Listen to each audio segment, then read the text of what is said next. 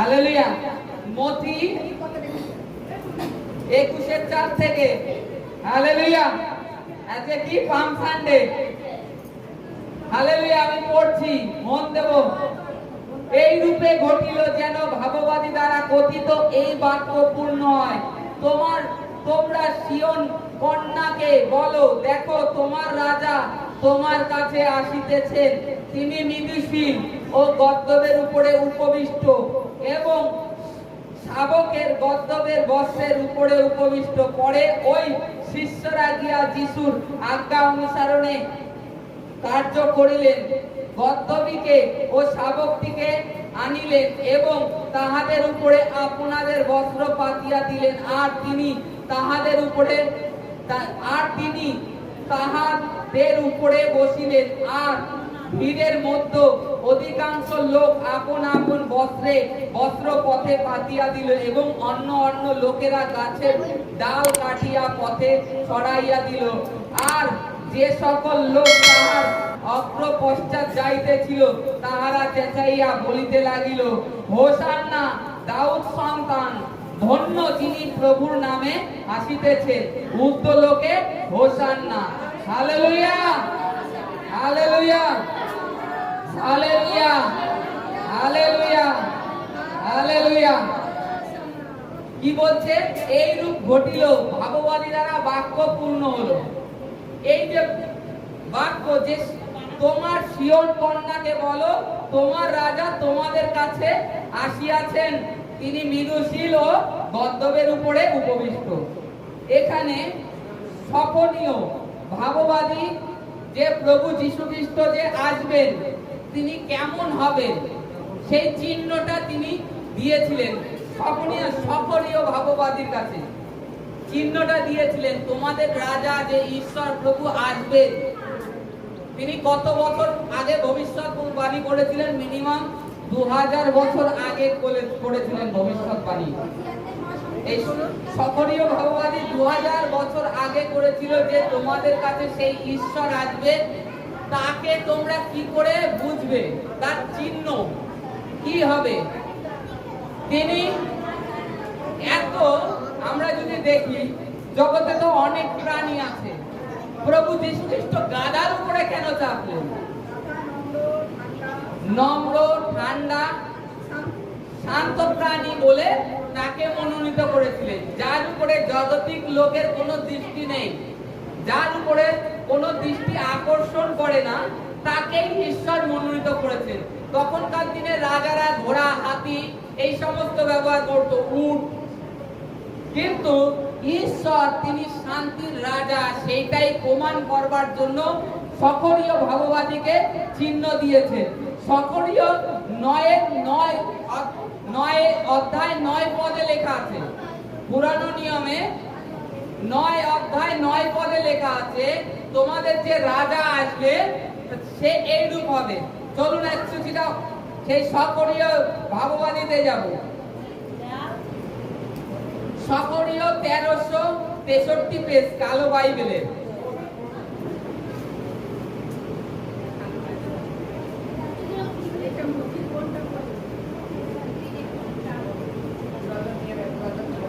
নতুনে নেই।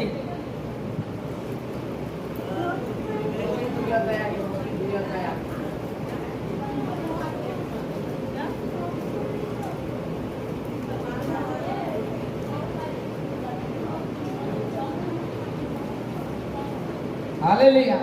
বলছে, হে সিয়ন কন্যা, অতিশয় উল্লাস করো, হে জেরুসালেম কন্যা, জয়ধ্বনি করো। দেখো তোমার রাজা তোমার কাছে আসিতেছেন, তিনি ধর্মময় ও পরিত্রাণ যুক্ত, তিনি নম্র ও গদ্দবের উপরে উপবিষ্ট, গদ্দবী শাবকের উপরে উপবিষ্ট। হালেলুয়া। এই সকলীয় ভাববাদী 2000 বছর আগে, যীশু খ্রিস্টেরও 2000 বছর আগে পৃথিবীতে ছিলেন। তিনি ভবিষ্যৎবাণী করেছিলেন যে ঈশ্বর তিনি যে আসবেন বলেছেন, তার চিহ্ন কি হবে। তিনি এই সকলীয় ভাববাদীর দ্বারা একটা চিহ্ন দিয়ে গেছিলেন। কি চিহ্ন? তিনি গদ্দব, তিনি নম্র, প্রভু নিজে নম্র। এই কারণে গদ্ধব শাবককে মনোনীত করেছিলেন, যে তিনি গদ্ধব শাবকের উপরে আসবে। গদ্ধব গাধা একটা নরমাল নম্র প্রাণী, এই কারণে ঈশ্বর সেটাকে মনোনীত করেছিলেন। আর তখন যখন তিনি আসছিলেন, আগেকার দিনের, আজকে যেরকম আমরা এই যে প্রার্থনালয়, আরাধনালয়ে, বিশ্রামবারে উপস্থিত হয়েছি, আগেকার সেই সময় লোক বিশ্রামবারে আসতো, ঈশ্বরের বাক্য শুনতো, তারা বাক্য সম্বন্ধে জানতো। তখন যে সকল লোকেরা যীশু খ্রিস্ট দ্বারা চিহ্ন চমৎকার দেখেছেন, প্রথমত কি দেখেছেন? যীশু খ্রিস্ট যে সকল কাজ করেছে, মৃতকে বলছে ওঠো, উঠে হেঁটে বেড়াও, সঙ্গে সঙ্গে মৃত পুত্র হেঁটে বেড়াচ্ছে। মৃত বালিকা বলছে ওঠো, উঠে যাচ্ছে। কুষ্ঠ রোগীকে বলছে তুমি আজকের পরের থেকে তুমি শুচি, তার কুষ্ঠ গায়েব হয়ে যাচ্ছে। অন্ধকে বলছে আমার ইচ্ছা তুমি দেখো, কি হচ্ছে? তাতে অন্ধ দেখা শুরু হয়ে গেছে। যারা প্যারালাইসিস ছিল তাদেরকেও প্রভু বলছে ওঠো, উঠে গেছে। এই যে চিহ্ন কার্য তার শিষ্যরা যে দেখেছে, প্লাস এই যে লোকেরা জেরুসালেমে যাওয়ার পথে পাতা নিজেদের গায়ের বস্ত্র নিয়ে রাস্তায় পেতে দিচ্ছিল, যে রাজা যাচ্ছে। রাজার জন্য, রাজা যখন আসে তার আসার জন্য যে প্রস্তুতি নেওয়া হয়, কি আমরা সাধারণত যদি দেখি আমাদের কোনো মন্ত্রী যদি এসে থাকে, তখন সেই জায়গাটা কিংবা সেই রোডটার জন্য সাজানো হয়, পরিষ্কার পরিচ্ছন্ন করা হয়। তখনকার দিনে সেই অতটা ছিল না, কিন্তু মানুষের মধ্যে এইটুখানি ছিল যে রাজা এসেছেন, পৃথিবীর প্রভু এসেছেন। তার জন্য নিজেদের বস্ত্রকে কিংবা গাছের ডালপালা যা পেয়েছে যে যার কাছে, সে কেটে পথের থেকে পথে বিছিয়ে দিয়েছে, পাতিয়ে দিয়েছে, যে রাজা যাচ্ছে, ঈশ্বর যাচ্ছে। তাই পাতিয়ে দেওয়ার পরে তারা হালেলুয়া হোসান্না বলেছিল, যে ধন্য যিনি প্রভুর নামে আসছেন। প্রভুকে? ঈশ্বর সদা প্রভুর নামে। আজকে পুরাতন নিয়মে এটাই জানতো, তখন ঈশ্বর তার নাম একটা বাইবেলে প্রকাশ করেছিল, আই অ্যাম, মানে যে আমি সেই আমি, তার আর কোনো নাম দেয়নি ঈশ্বর। আমি সদা প্রভু এরকম বলছে, আমি ইহোবা রাফা এরকম নাম বলছে। কিন্তু প্রভু যে আলাদা যে নাম, এই যে পৃথিবীতে একটা নাম দিয়েছে প্রভু যিশু, এই নামটাই আসেনি।